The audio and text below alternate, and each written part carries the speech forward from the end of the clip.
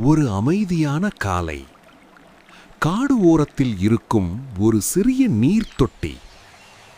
அங்கே நீலம் மஞ்சள் கலந்து ஒளிரும் 3 அழகான கிளிகள் தண்ணீரைச் சுற்றி அமர்ந்து அந்த நொடிக்கான அமைதியை ரசித்துக் கொண்டிருந்தன.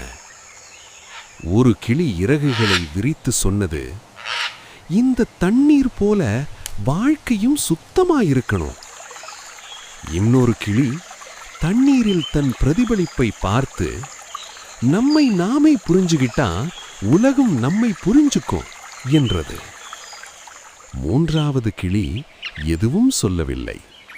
அமைதியாக சிரித்து தலையாட்டியது. அந்த நேரத்தில் மெதுவாக ஒரு காற்று வீசியது. தண்ணீரில் சிறு அலைகள்.